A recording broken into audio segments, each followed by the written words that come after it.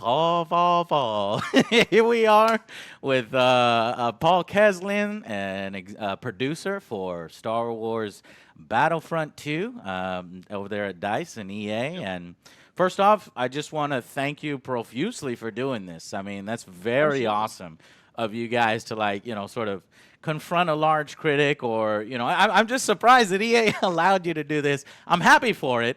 It seems like they want to improve and engage, and I mean, we do, Joe, and I mean, you and I have had conversations before, so let's have another one again. all right, let's do it.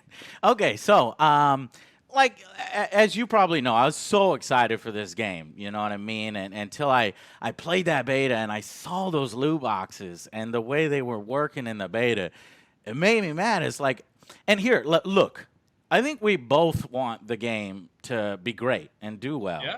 So, and so far when media started to come out on this game, I was like pleasantly surprised.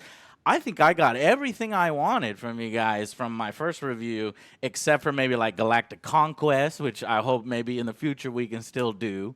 And and Jar Jar. I still want Jar Jar. Hey, man. Ever since our conversation, let me tell you, I've had a lot more conversations along those lines. Don't worry, Joe. Good.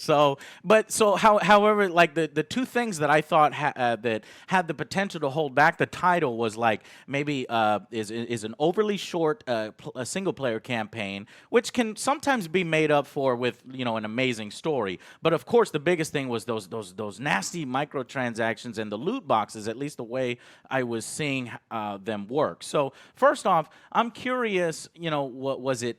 Was it DICE or that like had a group watching sessions for YouTube videos, or that saw all the feedback come back, or was it EA and then they sent down a mandate? Like, where did the feedback come from where you guys are like, okay, we've listened to you guys and here's what we're going to do?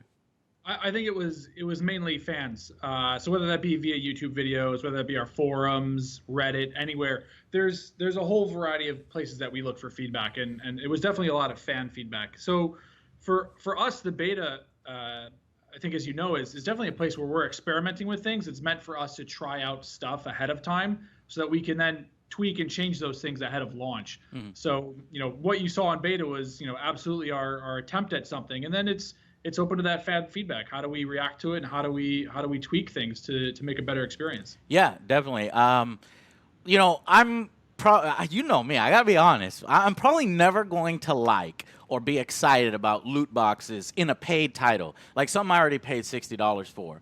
But for those who are a little more accepting than can you tell us why it's necessary, or rather, why is it necessary for loot boxes to be put in? Sure, I think there's a few reasons. Some of them I'm sure you can imagine, but some of them from our end is also it allows us to give players an opportunity to hopefully try things that they're not normally going to try. So we've seen at EA in some games past, if you allow players to too single-mindedly focus down a certain path, they'll try out 2 or 3 things that they know they like, and then not engage with the rest of the game, and then they might stop playing the game early. And we would prefer players are playing our game for a long time to come. We put a lot of time and effort and love into these things. We want to make sure people keep playing them. Loot boxes do keep engagement going. I'm pretty certain. I'm also business minded too, and it keeps that sort of addictive sense going, so that players keep coming back. There's some of that, but I think from our end too, like, we want players to, if say you play a lot of the assault class, and something that we heard from players in the beta was, if I play the assault class, give me rewards for the assault class. So we took that feedback, we've implemented that for the launch of the game. So that's something that will allow you to do. But in the course of doing those things, as you're earning other loot boxes, you might get a star card for the heavy class, and normally you don't like playing the heavy class, but say you get 3 or 4 cards for the heavy, and you have a little bit more options there. You're like, you know what? I have all these things at my disposal now. Why don't I give it a try? And then hopefully you're trying something new in the game that you normally wouldn't do. And you might like it or you might not. And if you do, you've discovered something new. Like, I think for some players, starfighters can be a bit intimidating. But if you get a whole bunch of starfighter cards for your TIE Interceptor, maybe you'll jump into Starfighter Assault and try that out and find you really love that mode. Yeah. So hopefully it gives players some options there, and they find new things to love about the game. I did want to ask about Starship customization. Well, I'll ask that later. But I guess my biggest issue with it is, why do loot boxes need to be tied to progression? Is that an EA idea or a DICE idea? Like, if it was up to DICE, would these loot boxes be tied to progression? Why is that a part of the equation here? I think that, again, going back to the feedback that we heard players give, which is, if I'm playing a class, I want to be able to get rewards for that class. So it's not necessarily your only method of progression. You can do other things. You're still earning a player rank universally, no matter what you're playing. But it's just a way of spreading out some of the stuff that you can earn in the game. Because some of the older games that we played before, you play a class, you unlock a lot of new stuff for it, new abilities, new skills, new guns, and as you play more, you get more stuff for that class. I just don't. I think what rubbed people wrong way is you got these loot boxes that are basically inseparable from the progression of playing your class and these kinds of things. So, all right, well, I guess if that's the best answer we're going to get, that you get star cards for other classes, and this entices people to try those other classes and try, ships and things like that, then that's one aspect, Joe. But like I said earlier, if you play the heavy, you'll get rewarded for playing the heavy. So if you spend enough time in the heavy, you're earning, you're completing challenges with the heavy class, whether it be kills with the heavy, time spent with the heavy, utilizing a certain skill often enough, you'll get a crate that will contain just heavy star cards. So you're able to fuel expanding and continuing the progression of your heavy class. Yeah. Yeah. Okay, so let's go to what you did change. I mean, I was actually surprised, because most beta these days, if you don't know, I'm sure you know, you're in the industry, there are incentives for pre-orders. It's a very little changes outside some stats and some guns and some balancing, but you won't get major changes. So I got to ask, what has changed here from beta? Can you explain exactly what changed? If for people that didn't read the blog post. There's a few things that we changed outside of just some of the stuff we've talked about with progressions. Is like you said, balance tweaks. So we've done things like buff the damage that the first order flame trooper does. One of the things that we actually saw that wasn't directly fan feedback, but was actually more data on our own side, was strike wasn't lasting as long as we wanted to. We thought that for a better experience and a better player kind of journey through that game mode, they needed to last a little bit longer than the matches were lasting. So we've now switched it to a 3-round match instead of just being one and done. So there's a whole bunch of small things like that we've done, but by far I think the biggest change was some of the stuff that you saw us already talk about, which yeah, and that's great that you give me some balance changes. But I was referring to the loot cards or the epic cards and things like that. I saw your blog post and there were 4 big changes. That information was great. That's cool. I kind of want more of that. But just for people who hadn't read the blog post, there's 4 major things, and from what I'm looking at here, they sort of address 2 big things: the pay-to-win criticisms that I was given, and the playing a class, you'll get more of that kind of class stuff. If you can explain some of the changes to the loot box system based on our feedback. Yeah, like you said, those were the real 2 big ones, which is removing epics from the crates themselves. So we saw that players had that concern, like you mentioned, about coming into day one and having somebody either spend a lot of time or a lot of money and getting a whole bunch of cards and potentially getting a bunch of epics at day one, having an advantage over other players. So we removed that card from crates completely, and it's now only earned via progression. And we've also tiered the other rarities of star cards to match that, so that you have to play the game, hit a certain player rank, but also hit a certain rank within each class or each hero, each starfighter, etc., to unlock the next tier of star cards that you can use. That way people aren't just blowing through with 2 or 3 star cards really quickly. We want them to have kind of a bit more tools in their toolbox, that they're able to experience more of the class as a whole before they start getting higher and higher tiers. Yeah. And that's a good change. And I mean, it actually kind of makes this loot system in an EA game a little bit different from other loot systems in other EA games where they don't care about that. So it Yeah. does show the power of the players and that, Yeah. you guys are listening to us because here they've addressed a little bit of that. Your average Joe just can't just buy a ton of star cards, which is my concern, and then immediately they're better than most people. Now, but my question is now he has to spend more time like opening loot crates. So he buys even more to get the crafting currency so then he can craft the last epic card. But the second point here I think addresses that little exploit where you actually have to progress and you can't even unlock that epic star card unless you're, say, hypothetically level 40. You know what I mean? Yeah, Or something like some level that you've already worked your way that way, and you would have naturally probably already gotten, et cetera, et cetera. So Yeah, and you can earn crafting parts or credits, or like I said, for playing the heavy, you'll get more stuff for the heavy. You can unlock all that stuff via our challenge system. So as you're doing more in the game, you're just getting rewarded more that you can then put into those things that you want to get. now these weapons are locked behind specific milestones. Point here. Now that's kind of more like the old progression systems of the FPSs that we're used to. The more you play a class, the more of that class's weapons you will unlock. And then the next point there, class-specific crates. By playing that reinforces the above point that you'll get free loot boxes here and there that open up the more you play a specific class.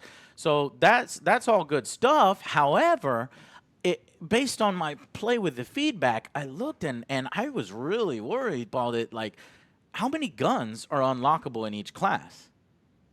So right now, when you start off the game, each class has one weapon available by default, and then there's 3 that you can unlock per class. Okay, dang, and there's so many Star Wars weapons in this universe that you think that you can put in a little bit more than it. So that would be 4 per class. See, I thought it was 3 guns per class. Ends up, you're saying 4 guns per class? 4 per class. Yeah, and Okay. I think some of that, Joe, Like going 16 back guns in the entire game yeah, but for I the mean, classes. there's guns that are different based on some of the special units that we have, and I think from our end, a lot of the weapon choice comes down to how do you start to make weapons feel different. Yeah. One of the things we introduced late in the first game was the TL50 with an alt fire that shot out, the explosive projectile. We want to try to give a different feel to some of these weapons, and within Star Wars, there's a fair amount of weapons, but they might all be very similar. So we want to try to have ones that look distinctively different, but also feel a little bit distinctively different. We're just starting to scratch the surface now. I think that that's something that we as players give us feedback, we're able to lean into more in our live service plans. We'll see where that stuff goes over time. Okay. And so I did the math in my little Angry Rant video, and I was real concerned because as I was doing the math, it was shocking me. Like I was like, let's say there was 3 guns per class. You have plus 1 more. That's like, and then times 900 credits in order to get it all unlocked. That's 10,800 crafting material to get all the guns in the game. And then when you're getting these loot boxes, I was finding that you'll get 10 crafting material, 20 crafting material. So I just averaged it out to about 15 crafting material. So you're looking at opening 720 crates, or say if you average 20 crafting material, 540 crates. So 700 to 500 crates to get it all. And with how long it took to get a single crate, I was like, my math is wrong. Something's going on here. I think, but Joe, that's the whole point of betas, right? It's figure out how is that balance off, or is it exactly right? And we were off. So you were off by a lot from what I was looking at. Okay, so I'm glad that you guys addressed it. But how much? Let me just ask you up front: how much crafting points would you need to craft every weapon or attachment in the game? Or to put it another way, how long would it take you to kind of unlock everything if you never paid a dime on loot boxes? I actually don't know the math behind that one. You guys don't know you are the multiplayer producer. Go talk to the multiplayer producer. I'm one of the multiplayer producers. There's guys that look after the nuts and bolts of this very Somebody at DICE knows that number, yes? Yes. Okay. Well, give me that number, please. Tell me. I want to know, just to see if it's still outrageous. It'll depend a little bit on your skill, Joe. Like, how quickly are you completing our challenges? Perfect. You just led me into the next thing. I was extremely disappointed. Did you watch my video where it's like I have somebody in my, the Angry Joe show, my co-host Dell. He is like pro MLG level, won tournaments, place is very high, and I'm your average Joe, so he would get something like 40, 50 kills while I'm over here with 10, 12, and some matches 3, Yeah. and it ended up at the end of the match, we were getting the same amount of points. So I have to ask you, do better players get more credits than bad players? Or does everyone still get that same amount of credits at the end of the match, essentially ruining the rewards for playing correctly or, ruining the encouragement for working hard towards getting better, Right. I get you. I think that we still have the system in place where the time you spent in a match means how much you'll get rewarded, because we want players to have a level playing field of progressing through crates at kind of a similar pattern there. But where skill comes into play is how quickly you're completing those challenges, which fuel you getting more credits, more crafting parts, more star cards at a faster rate than unskilled players. So it's not, you don't get it directly in the round per se, but you get it in the speed at which you're completing all of the challenges in the game. Dang it, Paul. Okay, so it's the same way, but let's talk about the challenges because this is how you're going to get advanced players to feel a little better about themselves. So what are the challenges again? They have to like shoot somebody in the head with a certain amount of gun and a certain amount of times. It's a huge gamut of things depending on whether it's the arcade mode, it's a hero, it's kills, time played, use specific abilities type of things. So it's across, again, everything in the game. Okay, and just because my video was all about this is the one thing. Obviously, we're focused on the one thing that I don't like about the game. I actually want to tell you, I love it. It's really fun. It looks amazing. You guys are adding really cool things to it, addressing our feedback. So that's why I'm harping on the loot boxes. But let's continue there. What about the really, really, the sad emotes that you unlock? It's almost as bad as diorama mode. Are there cooler emotes? Do you think that's a reward people really want, or is that just there because other games do it? You know what I mean? No, I think that some players really enjoy that. Like Star Wars is for all types of gamers, and a lot of people, No, I'm not saying they don't want emotes. I'm saying the emotes that you have there are awful. Or what I was looking in the beta interface, it looked like there was only 3 emotes per class, and they were all really boring. It was like one guy going like this, and I know you can't see me, but one guy saluting, and then one guy like thumb. It's just awful stuff. I was like, why would anybody want to buy your loot boxes? But again, Joe, beta is just a slice of the content. That's not everything. There's far more at launch. There's some that are really good. I think there's some that maybe you didn't like as much, but there's something there for everybody. We hope that players really enjoy that. Okay, just for people that like emotes, which I'm blown away by. Exactly. But how many emotes are there per class so that we know it's not just those ridiculous ones that we saw? There's 4 per hero, and there's I believe over 20 something for the trooper classes. Okay, 20 on a whole for all the different classes? Yeah. Something like that. Okay, well, all right. And then well, here my main thing is, and I guess this is just marketing stuff. And what's cool is that you used to be in the marketing division before you kind of switched on over into the development. Which, like, one day I want to follow your path. I would love to get into game development, which I have something here for you towards the end of this interview. But I want to ask, why not just make the transactions, the microtransactions in the game, purely cosmetic and just not tied directly into the progression and the weapon unlocks? That's the problem here, I think. There are plenty of unique things in the Star Wars that people would get excited about, to pay some cash, to look different from somebody else if that's the path you want to take. It just feels like the system tied to the things is the problem, and then you compile on top of that problem that this is the Star Wars license. And in a certain sense, and you have to admit it, Paul, that you are restricted by what you can do and what you can ask from Lucasfilm.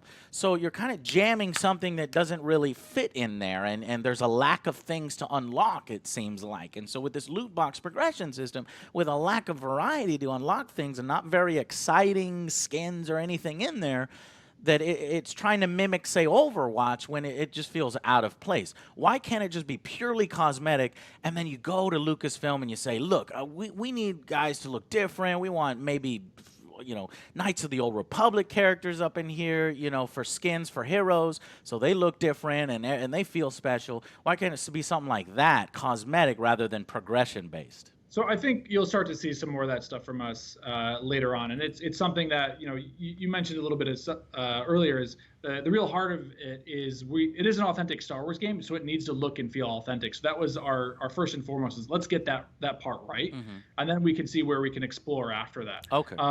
So loot crates are sometimes a necessity to kind of allow players to gain access to some of those customization options, and we'll look to influence that a bit more post-launch.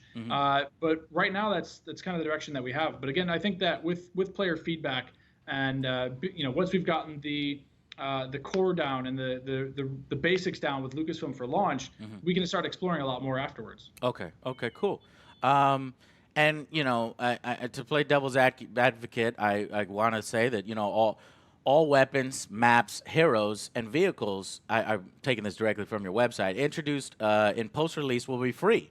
And that's basically so you don't split the community, and that's huge for me, and that's fantastic, and it deserves credit for sure.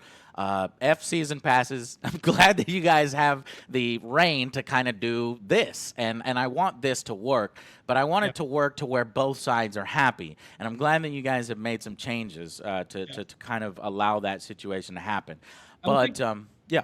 No, I would say that's a lot of our focus. So, you've touched on it a few times, the fact that we're reacting to fan feedback, and that's something that we're trying to do a lot more with this game post-launch. Yeah, so this interview, so thank you for that. Yeah, no, but I mean, we're encouraging people to do this more often, and we're trying to find ways to make sure that we have a more open dialogue this time around.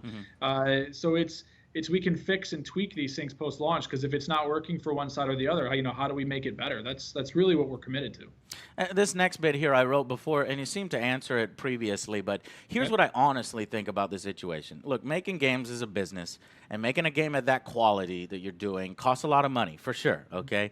So EA takes away the season pass, and they got to supplement it with microtransactions. Only here, like I said, the loot boxes don't really make sense in the universe. They do and they don't, in the sense that to make those loot boxes, from a business standpoint, exciting, you need a massive variety of weapons. You can't just do 4 per class. We're talking, hundreds overall across all 4 classes and ships and all that other stuff. And same with armor pieces and customization modules and actual exciting emotes, of which the game right now seems to not be up to that challenge, because you're limited by what you can put in those loot boxes by not only Star Wars, but more so Lucasfilms, right? Like, they don't want their Star Wars characters to look like running around looking like Legos and coloring boxes, right?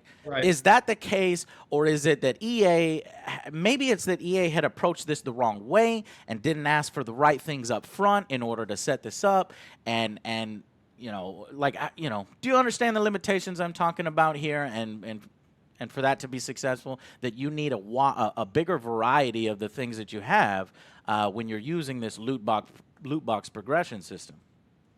Right, I get what you're saying, Joe, and I think that there's different strokes for different folks. Some players will have no concerns about this, but I think that you raise some very valid points that we're going to look to address, and that we're going to continue to think about and try to find ways to add more of those customization options, because we know that those work quite well for a lot of players. So it's maybe in the short term you'll have some issues with it, but I think longer term we'll be able to work with you and the rest of the community on making a much better system for you. Yeah, I think so. And I'm not, and just for my audience, I'm not defending loot boxes here, but I'm saying this is, if you're going to make a successful system, and you've seen it done in other games, you have to make the rewards exciting. And I think right now the rewards aren't exciting. But I could be wrong. The game's not out yet, and I haven't put in 10 hours, 20 hours. So we've got that. So thank you so much for taking. I have a little ending bit I want to end on, but before I get to that, I do have some audience questions I'm gonna just throw at you, and see if you can maybe get some answers here. So some people are wondering about how many maps do you plan on doing for the game at release and post release? So we have 11 planets at launch. So there's a wide variety of locations across all 3 eras. Okay, cool. And post release, we're gonna get more maps, lots more maps. Will definitely be more maps. We're starting off with Crate for Galactic Assault in December, and Dakar as a Starfighter Assault map in December. Okay. And love to know the ratio of crafting items in the game versus buying. Okay, we kind of covered that a little bit before. Yep. Ship decals, maybe ship customization. Are we getting some of that in the loot I mean, crates? I think that falls under the stuff that we were just talking about. Is that seems like an opportunity or something that players are asking for. So let's start exploring that. What does that look like with Lucasfilm in their world? How do we make that happen? Right. Droid Eka class. Everybody harasses me about that. I'm sure they harass you more. I know. I want it. We'll see where it is on our roadmap over time. Again, just like Jar Jar, man. There's a lot of things we want. We brought a lot to the launch version of the game, and it's just about expanding on that when and where we can. Yeah. And in terms of gameplay, this is a concern somebody raised, and it kind of fits in line with mine. I want to get more hands with the heroes, but I hardly ever get to because I'm not as good as, say, Dell, my advanced player, my MLG guy. So I don't really get to play the heroes much, but as I get more time and do the review, I can properly assess it. But the concern is, can you ask them about possibly having heroes, villains have a health regeneration structure like it was in Battlefront 2005? And I'm sure you guys have done research. If you haven't, please go back and look at the research. Basically, they drain health nonstop, and they can only get health if they get kills, to a limit, of course, right? You don't have one person being a hero or villain for the entire game. It could possibly stop people from camping, hiding to regenerate health with Darth Maul, et cetera, et cetera. And I know the previous Battlefront had a different system, and this one has a different system. So I think this system is a system that's been crafted in response to the Battlefront 1. Can you talk about, have you guys looked at the health regeneration from the old Battlefront and how you've implemented it this time for heroes and villains to make it fair? Yeah, so it's definitely around making sure that heroes aren't unstoppable killing machines the way they were in the first game. In the first game, we took the approach of heroes being more like big bosses that entered the playing field, and they were meant to take a whole lot of shots and then be able to regenerate and keep going. And that led to some unbalanced gameplay as the game kind of got a little bit older there.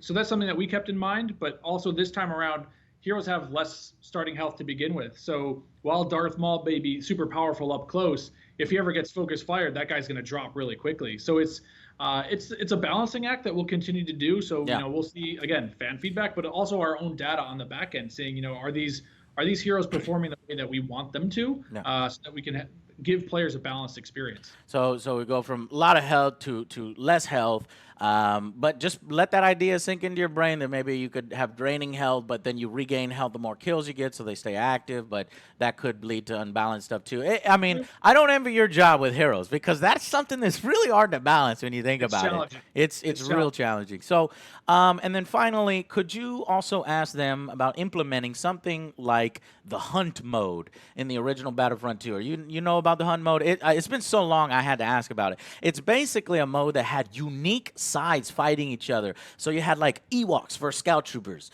in this sort of mini story. You had the Genosians versus clone sharpshooters, Wampas versus Rebels, Wookiees versus droids, Jawas versus Tusken Raiders, which was his favorite, and Gungans versus super battle droids. So these little mini stories. That mode sounds rich and potential, like that potential's there for something like that. What do you think of that? Right. Yeah, no, I'm with you, man. Like that's what we're open to with post launch is figure out what are some cool experiences that we can make that are still look and feel authentic Star Wars, that aren't like breaking some of that level of authenticity. But maybe if we set up rules in a specific way, you were able to do some of that crazier stuff. But again, that's what are fans looking to do? Maybe Joe, that's already on our roadmap. I don't want to say one way or the other, but it's stuff like that. I think things continue to iterate on and think about and pull inspiration from other experiences to see what makes sense in the Star Wars universe that's compelling gameplay for other people. Okay, man. Well, I really appreciate you taking the time. Let me just end on something here. Just like you kind of talked about already on your roadmap, I do want to get these things out in front of you because I'm a big fan of Star Wars. I'm a big fan of Battlefront, and I want it to continue to evolve and continue to get better. So here, I'm going to give you a list of things that can be, without a doubt, Battlefield 3, you would crush it if you include these things, okay? You excited? This is all free information. You can have it, Paul, and you can say it's your idea because you're one of the decision makers, right? So here it is. So, and I wanted to begin by saying, like, I wanted to go out and tell everybody to buy the game, right? I wanted every single one of my viewers to buy it. But, you guys sometimes make it hard with the kind of stuff that's in there. So, and I know it's a business, but, you guys should try it once. and see how much money it brings in. Because these ideas. All right, are you ready? Okay. So, Okay. my idea for Battlefront 3, it's five things. Ready? So you go double the campaign length, okay? Whatever the length is now, double it, okay? Not just filler. I mean meaningful campaign play, okay? That's what you pay the writers big bucks for. They can do it. If you have to put in 2 characters to play as, necessary, do it. Or co-op, whatever, do it. That just shows us and you guys and EA both still care about single player in meaningful ways. You guys can make, and I mean, you guys can make canon for now, for Christ's sake. That's exciting. So you're going to want to do more of that. So do that.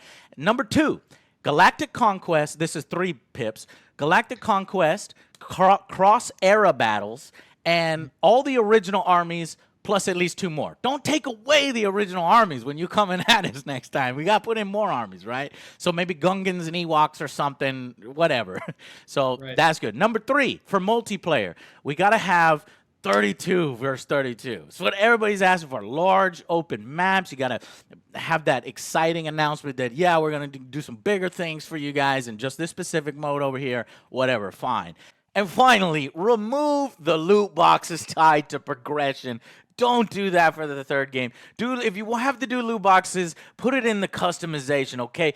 Give us all sorts of really cool new skins, some new Jedis, some Knights of the Old Republic stuff. Maybe tie in some weapon skins, little fucking customization for make our weapons look kind of different from each other. I tell you what, if you do that, it'll sell like hotcakes. You'll be happy. We'll be happy. Will you consider doing something like that for Battlefront 3?